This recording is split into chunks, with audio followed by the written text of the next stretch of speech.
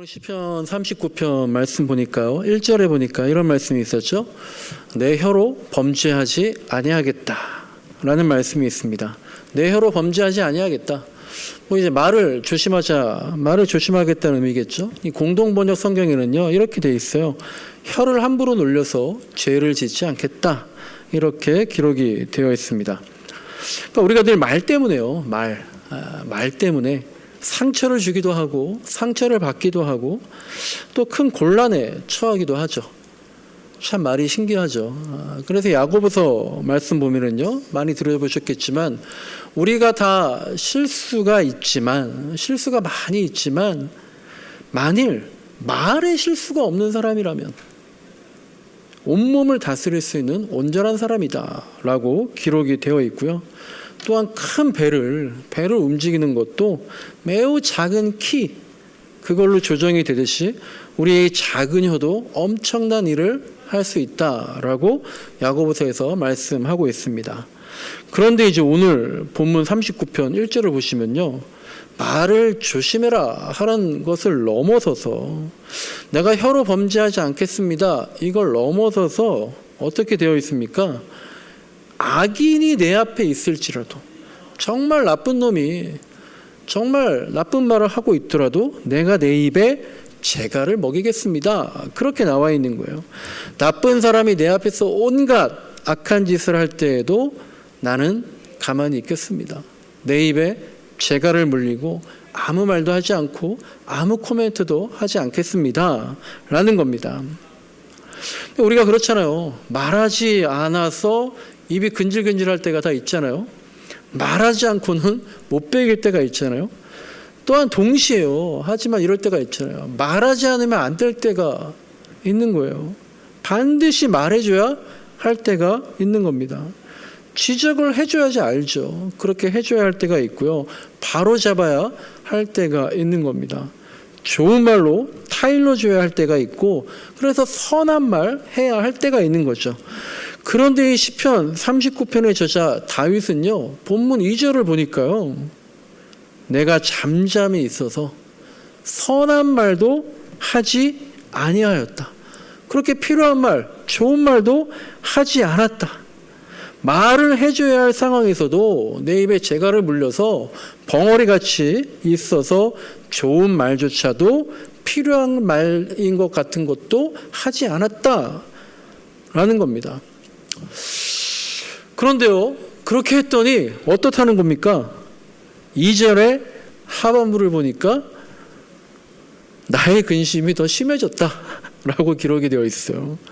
말하지 않고 가만히 있다 보니까 근심만 더 쌓이더라. 그러니까 답답해 죽겠다라는 거죠. 말하지 않으니까 벙어리처럼 있으니까요. 화병이 생긴 거죠. 내 뱉어야 되는데 말해줘야 하는데 그러질 못하고 있으니까 입이 막 근질거리고 근심만 많아지고 한숨만 쉬게 되었다라는 겁니다. 그래서 다윗에게 어떤 변화가 생겼나요? 3절을 보니까 이렇게 연결되는 거예요. 내 마음이 뜨거워졌다라고 했습니다. 내 마음이 뜨거워졌다. 이게 지금 좋은 현상입니까? 안 좋은 현상입니까? 보통 우리가 교회에서 마음이 뜨거워졌다라고 하면은요, 하나님 앞에서 마음이 뜨거워졌다라고 하면은 보통 좋은 의미로 쓰이는 것 같잖아요.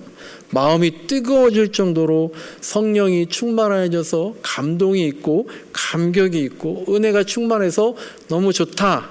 보통 그런 의미인데 오늘 본문에서 이 표현 내 마음이 뜨거워졌다. 내 속이 뜨거워졌다. 이거는요 지금 다윗이 열받았다는 얘기예요. 우라통이 터진다는 거예요.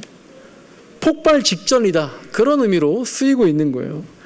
그래서 더는 참지 못하고 더 이상 입에 재갈 물리지 못하고 더 이상 침묵하지 못하고 말해야겠다. 이제 드디어 말해야겠다.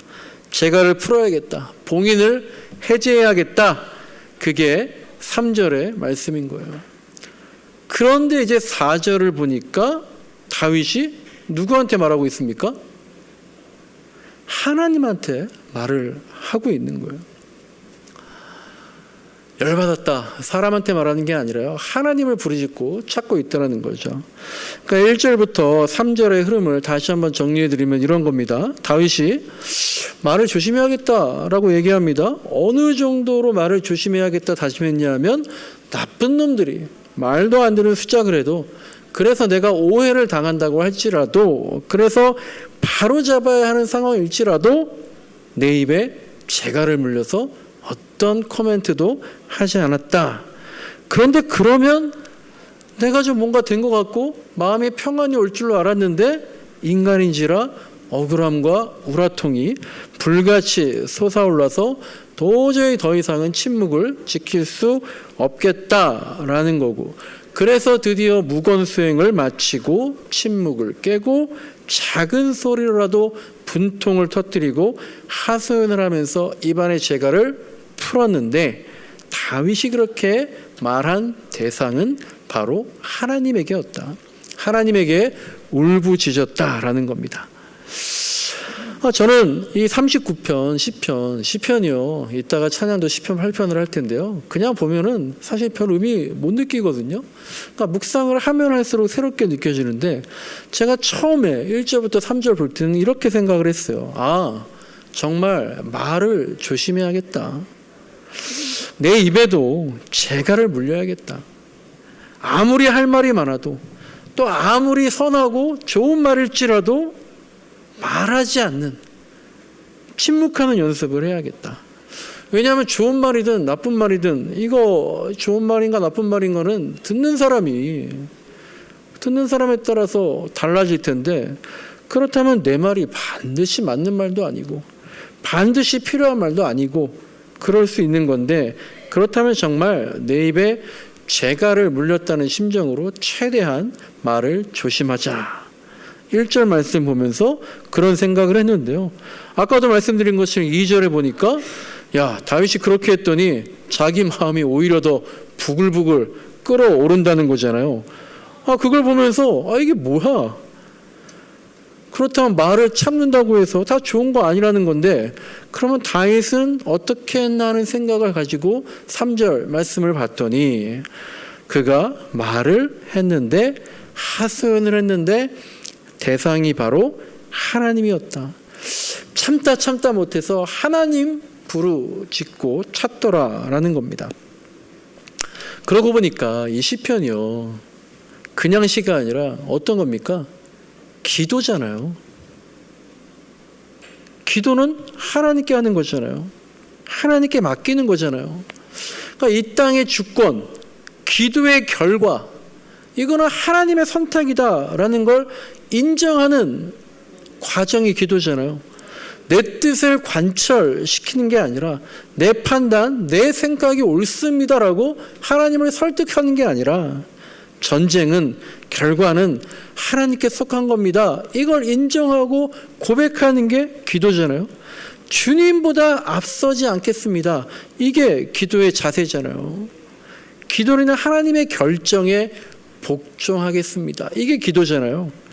그러고 보니까 이 시편 39편 1절부터 3절 말씀은요, 제가 처음에 이거 이런 거구나 했던 거, 혀에 대한 말씀이 아니더라고요. 말에 대한 말씀이 아니더라고요.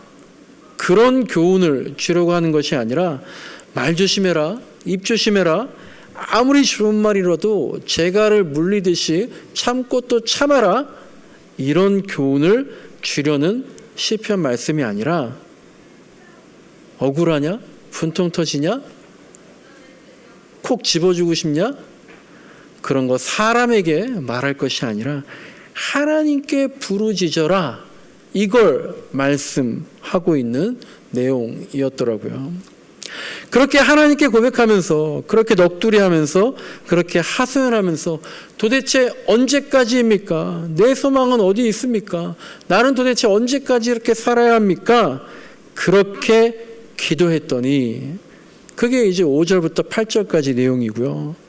9절을 보니까 왜 입에다가 재갈을 물리고 침묵했는지, 왜 사람들에게 말을 하지 않았는지 그 이유를 알 수 있었습니다. 내가 잠잠하고 내 입을 열지 않는 이유는 다른 게 아니라 이 모든 것이 하나님이 하신 일이기 때문입니다. 라고 9절에서 고백을 하고 있는 겁니다. 주님이 하시니까, 주님이 하셨으니까 내가 아무 말 없이 군소리하지 않고 토를 달지 않고 잠잠했다라는 거예요. 주님이 하신 일에 내가 잔소리할 수 없는 거 아닙니까? 그러니까 그냥 티꺼워서 자존심 상해서 말해봤자 소용이 없어서 내 일이 아니니까 나랑 상관없는 일이니까 말해봤자 답도 안 나오는 거고 말해봤자 속만 상하는 거니까 말해봤자 변할 것도 없으니까 그래서 잠잠했던 게 아니라 하나님이 하셨고 하나님이 하고 계시고 하나님이 하실 거라는 믿음과 복종의 마음이 있었기 때문에 잠잠히 아무 말 없이 있을 수 있었다라는 겁니다. 우리가 잠잠하게 있는 것, 우리가 기다리는 것, 그것이 하나님을 향해 있다면 주가 일하십니다 라는 고백이라면 그것이 바로 믿음인 거다라는 걸 알게 되었어요. 그런데 이제 그러면서 시편 39편의 묵상을 끝냈는데 오늘 또 하나의 본문인 시편 58편을 보니까 1절에 어떤 말씀이 있습니까? 잠잠하지 말라는 거예요. 소리치라는 거예요. 어찌 지금 잠잠하고 있냐라는 거예요. 가만히 있지 말고 침묵하지 말고 말하라는 거예요. 아니 여태까지 잠잠해라 해서 잠잠해야지 라고 했는데 게다가 이 두 개의 시편은 모두 다윗이 썼다고 하는데 이제 또 여기서는 잠잠하지 말라는 거예요. 둘 중에 뭐가 맞습니까? 잠잠해야 합니까? 소리쳐야 합니까? 이게 이제 어리석은 질문이죠. 이 말씀들 한 절 한 절을 가지고 어느 것이 맞냐고 논쟁한다고 해서 답이 나오지 않는 거예요. 잠잠하지 말고 외치라고 하지 않았습니까? 이게 맞아요. 아니야. 결국 모든 것은 하나님의 섭리니까 우리는 잠잠히 있으면 돼. 이 중에서 어느 것 하나가 맞다라고 생각하는 것은요. 행함이 없는 믿음은 죽은 믿음이니까 행하지 않으면 안 돼. 야, 아니야. 바울은 그랬어. 오직 의인은 믿음으로 말미암아 사는 거야. 이 중에 어느 게 맞냐 틀리냐 하는 것을 이 문장들 하나하나만 가지고 생각하면서 이게 맞다 저게 맞다 논쟁하는 것과 똑같은 것 같아요. 자, 생각해 보세요. 모든 것을 하나님의 섭리에다가 맡기고 잠잠하는 것 하나님이 하십니다. 그러니까 난 잠잠할 수 있습니다. 이게 믿음입니다. 그게 하나님과의 동행이에요. 하지만 동시에 58편 1절처럼요. 하나님이 맡겨주신 이 세상을 우리가 잠잠히 있지 않고 적극적으로 동참해서 함께 창조해 나가는 것도 역시 믿음이고 하나님과의 동행이라는 거죠. 그런데 문제는 둘 중에 아무것도 하지 않는다 라면 문제가 되는 거예요. 오늘 본문의 1절 말씀 보시면요. 통치자들아 너희가 정의를 말해야 하거늘 어찌 잠잠하냐. 인자들아 재판관들아 너희가 올바르게 판결해야 하거늘 어찌 잠잠하느냐. 이렇게 말하고 있습니다. 오늘도 기도하셨지만 성경은 늘 정의를 말하고 있어요. 성경은 늘 공의를 강조하고 있다. 정의와 공의의 문제에 있어서 잠잠하지 말라고 하고 있고요. 정의를 말해야 하고요. 공정하게 재판하라고 성경은 늘 말씀하고 있는데 2023년 요즘에 여러분 생각해 보세요. 정의를 말하는 공의를 말하는 이 정의와 공의에 대해서 말하는 교회가 여기에 대해서 말하는 목사가 정의와 공의를 말하는 교인이 많이 없는 것 같은 거죠. 과거에는 진보적인 교회들이 이런 가치들을 얘기했고 그래서 반대에 있는 사람들은 야 시끄럽다고 그만하라고 했어요. 근데 요즘엔 보수적인 교회들이 이런 가치들을 얘기하고 있고요. 또 반대에 있는 사람들이 그 소리를 들으면서 피곤해하고 있어요. 그리고 저 같은 사람들은 아예 정의와 공의 같은 것들에 대해서는 설교를 거의 안 하고 있어요. 어쨌든 절반의 교인들은 피곤함을 느끼기 때문이에요. 그래서 들어도 피곤하지 않을 만한 어떤 윤리적으로 도움이 될 것들, 자기 개발에 도움이 될 것들, 그런 주제들을 가지고 설교할 때가 많은데 이게 또 저만 그런 게 아닌 것 같더라고요. 그러니까 어떤 분이 그러시더라고요. 죄라는 것에 대해, 십자가라는 것에 대해서 좀 더 알고 싶어가지고 유튜브를 한번 검색해 봤대요. 근데 검색 결과가요, 다 옛날 목사님이 하신 설교라는 거예요. 돌아가신 하용조 목사님, 돌아가신 옥하는 목사님, 그분들이 죄라든지 십자가라든지 그런 설교를 많이 하셨는데 요즘 목사님들 설교 중에는 그런 주제들이 잘 안 보인다라는 거예요. 근데 마침 또 저희 어머님도요, 제 설교를 들으시고 조언을 하시면서 이런 말씀하시더라고요. 이 목사가 설교하는데 구원에 대해서는 설교 잘 안 하는 것 같아? 그런 말씀 하시더라고요. 물론 설교에도요, 트렌드가 있는 것 같아요. 설교 방식에 대해서는 과거에는 3대지 설교가 유행했잖아요. 3가지 주제를 가지고. 그래서 항상 설교할 때마다 첫째는, 둘째는, 셋째는 이제 목사님 설교가 끝났구나. 그런데 그리고 마지막으로는 하나 덧붙이면서 이렇게 설교를 많이 했었죠. 근데 이제 요즘에는요, 이야기식 설교라고 해서 하나의 스토리를 연결하듯이 설교하지, 그렇게 몇 가지 포인트를 가지고 대지 설교라는 거 잘 하지 않는데, 또 요새는 다시 옛날 트렌드로 돌아가는 것도 같아요. 그런데 이렇게 설교에도 트렌드가 있다면요, 설교의 트렌드라는 것은 목사들이 강조한다고 해서 만들어지는 것도 아니고요, 교인이 이런 거 듣고 싶다고 해서 또 만들어지는 것도 아니에요. 손바닥도 마주쳐야 소리가 나는 것처럼 서로가 필요했던 것들이 맞아떨어져서 설교의 주제들이 변해해 온 거죠. 과거에는 죄를 강조했잖아요. 죄인이다, 회개해라, 회개 강조했잖아요. 십자가를 강조하고, 그러니까 예수님만 생각하면 눈물이 나고, 그렇게 하다 보니까 언제부터는 이렇게 하는 신앙이 틀린 건 아니지만 우리 신앙을 너무 짓누르는 거 아니냐. 죄인이다, 죄인이다. 여러분 죄인이에요. 회개하세요. 왜 회개 안 해요? 이게 맞는 말인데, 틀린 말은 아닌데 우리를 너무 위축되게 만드는 것 같다. 그래서 언젠가부터는 죄보다는, 여러분도 한번 생각해 보세요. 뭐가 좀 강조가 되는 것 같아요? 교회에서 설교하는 것들이. 이게 다 조사한 게 아니니까 딱 정답이 이거다라는 게 아니라 제가 그냥 경험적으로 생각을 해보면 언젠가부터는 은혜가 많이 강조되는 것 같아요. 근데 당연히 은혜는요, 사실 예전에 또 많이 말하고 들어왔었던 기독교의 중요한 개념인데요.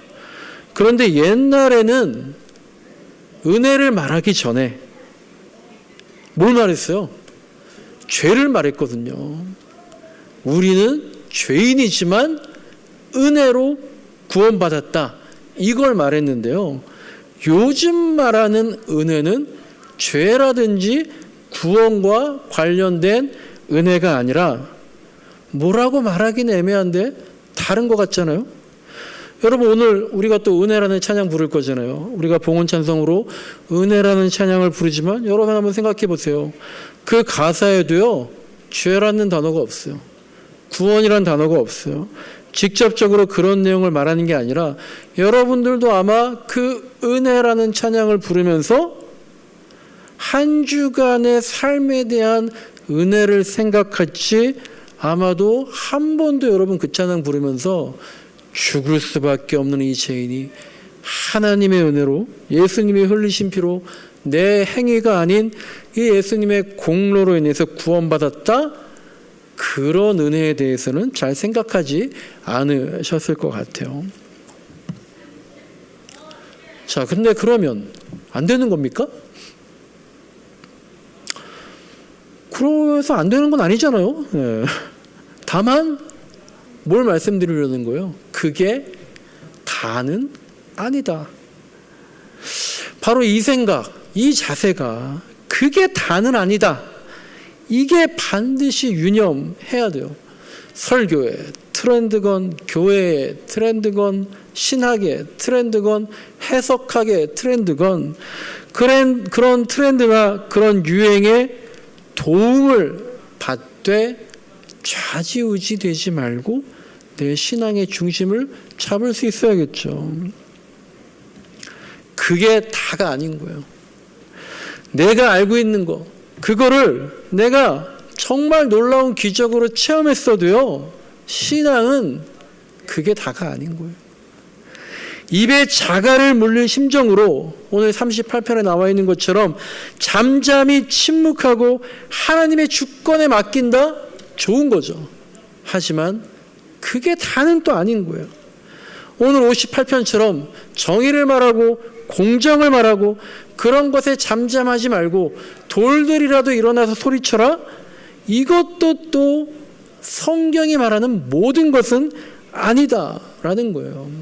그래서 제가 58편 1절을 읽는데 순간 움찔했어요. 이게 다는 아니지만 이걸 잊지는 말아야 하는 건데, 이게 충분 조건은 아니지만 필요 조건인 건데 그 필요성을 내가 의도적으로 안 느끼고 있지 않았나, 이런 생각이 들었기 때문입니다. 제가 나름대로 오늘까지 3주 동안 평소에는 잘 생각하지 않는 내용을 시리즈로 엮어서 말씀을 드리는 건데요. 다 생각 안 나시죠? 2주 전, 3주 전 설교는 너무 신기한 게 저도 생각이 안 나서 다시 들었어요. 이런 흐름을 가지고 설교해야지라고 했는데 뭐라 그랬더라. 다시 들어보니까요. 3주 전에는 세상의 하나라는 제목으로 우리가 신앙인이라면 목숨을 바칠 수 있겠는가? 예수님의 핏값을 우리도 치를 수 있겠는가? 그게 기독교인이다, 이런 말씀 드렸고요. 2주 전에는 진짜라는 제목으로 우리가 진짜 그리스도인이 되려면 예수님의 3대 사역 가르치시고 복음을 전파하신 것뿐만 아니라 고치는 것에도 열심을 다해야 된다. 근데 고친다는 것은 육체의 아픔을 치료하는 것과 마음의 아픔을 치유하는 것, 즉 개인의 병을 고치는 것도 있지만 이 세상을 고치는 것, 이 시대를 바로잡는 것, 그런 사역에도 우리가 힘을 써야 된다라는 말씀을 드렸습니다. 그리고 오늘은 통치자들과 재판관들은 물론이고 우리 그리스도인들은 왜 언젠가부터 정의와 공정에 대해서 잠잠하느냐, 이런 말씀을 드리고 있는 거예요. 생각해 보니까요, 기독교는요 무지개 같을 수도 있는 것 같아요. 우리가 무지개 같으면 무지개라고 딱 인식을 하잖아요. 근데 사실 그 무지개에는 7가지 색깔이 같이 모여 있잖아요. 그런데 대부분의 사람들은 그 7가지 색깔 하나하나의 띠를 보지 않아요. 그리고 정말 궁금한 게 그 하나하나의 띠는 뭐라고 그러나 모르겠어요. 그냥 전체를 가지고 무지개라고 하죠. 또 생각해 보니까 우주도 마찬가지예요. 이건 또 반대예요. 우리가 밤하늘을 보면, 뭐 요새는 보이지도 않지만 밤하늘을 보면 별을 보잖아요. 근데 그 별들이 모여 있는 곳이 우주잖아요. 그런데 우리는 그 전체인 우주를 본다고 말하지 않고 일부인 별을 본다고 하는 거죠. 기독교도 때로는 무지개를 본다고 하지 7가지 색띠를 본다고 말하지 않을 때가 있고요. 또 반대로 별을 본다고 하지 우주를 봤다고 말하지 않을 때가 있는 겁니다. 성경도 마찬가지인 거예요. 어떨 때에는요, 성경의 여러 가지 사건들이 하나의 파편처럼 단편적으로 보일 때가 있는 거고요. 반대로 또 어떨 때는요, 그 파편들이, 그 점들이 다 연결되어서 하나의 스펙트럼으로 이루는 것을 줄기로 보일 때가 있는 건데, 성경과 기독교가, 우리 기독교인들이 또 우리 인생이 그렇게 언제는 숲이 보이고 언제는 나무가 보이고 하는 그런 건데 이 중에 하나만 맞고 하나는 틀린 거다? 이런 게 아니라는 거죠. 그러나 이제 요즘에 2년을 또 바이블 토크를 하면서 요새 시편을 읽으면서요, 제가 뭐 이런 생각 말고도요, 시편의 저자들에 대해서 굉장히 감동을 하고 있는데요. 정말 한 번 한 번 더 묵상할수록 이 시편의 저자가 엄청난 묵상하면서 기도하면서 이 시를 썼구나 하는 걸 느끼게 됩니다. 여러분 본문의 58편 8절을 보시면요, 재밌는 표현이 있죠. 소멸하여 가는 달팽이라는 표현이 나오는데요. 이게 무슨 의미인가? 소멸하여 가는 달팽이처럼. 그러니까 그렇다는 거예요. 고대 사람들은요, 달팽이가 기어가다 보면 바닥에 뭐가 남아요? 점액이 남잖아요. 그걸 보면서요, 달팽이는 이렇게 기어가다가 점점 녹아져서 죽는구나 라고 생각을 했다는 거예요. 그래서 오늘 본문에서처럼 악인은 결국에 서서히 파멸하게 해달라고, 녹아서 소멸해가는 달팽이처럼 악인도 결국엔 서서히 파멸하게 해달라고 기도를 하는 건데요. 이렇게 우리가 매번 보는 것이거나 우리가 익히 알고 있는 것이지만 한 번도 묵상하고 집중하지 않으면 악인이 파멸하게 해주십시오. 어떻게? 소멸해가는 달팽이처럼요. 이렇게 끌어내지 못할 것 같은 거죠. 저도 요새요, 한 주에 한 2번 정도요, 거미줄을 치우고 있거든요. 이게 더워지니까 건물 이 바깥에 구석에 거미줄을 계속 쳐줘요. 근데 거미줄을 몇 번을 봤지만 오늘 본문에 나오는 뱀처럼 귀가 없어서 귀를 막았구나 라든지 달팽이는 녹아 없어지는구나 라든지 그런 생각 한 번도 안 해봤거든요. 그냥 저는 왜 그냥 또 거미줄이 또 있나? 왜 이렇게 많나? 엊그제 치웠는데 또 있네? 이 정도까지만 생각했지 한 번도 그 거미줄을 가만히 묵상하지 않았거든요. 그런데 시는 그런 거잖아요. 정말 그 한 단어 써내기 위해서 어마어마한 창작의 시간이 필요한 거잖아요.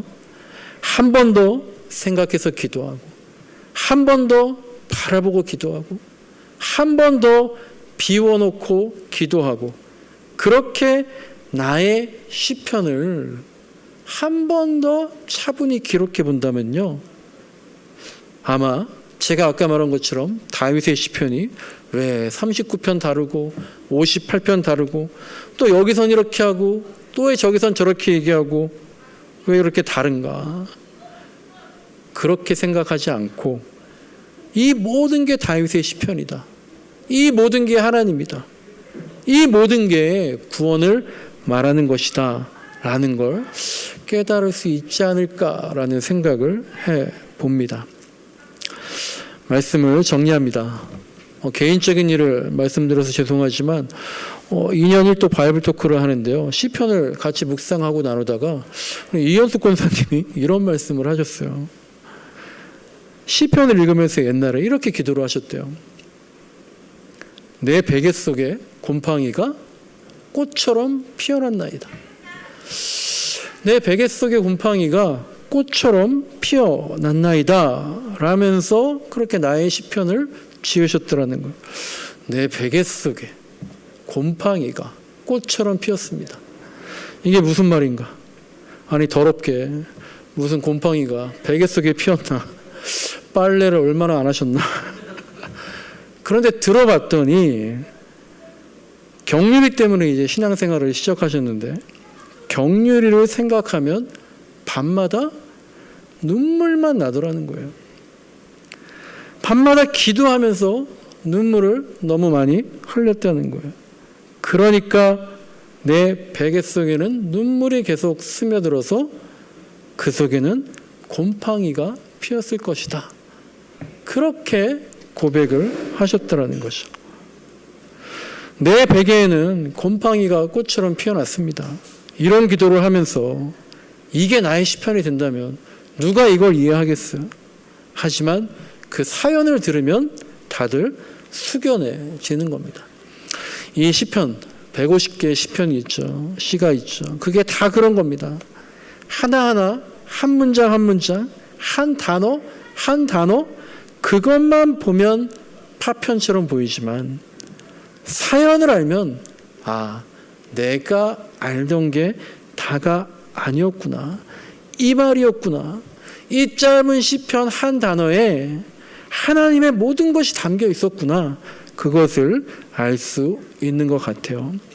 우리 신앙생활이 그렇게 나의 시편을 만들어가는 고백과 간증이 이어질 수 있기를, 그래서 그 고백에 하나님을 모두 담가낼 수 있는 그런 신앙생활 되기를 간절히 소망합니다.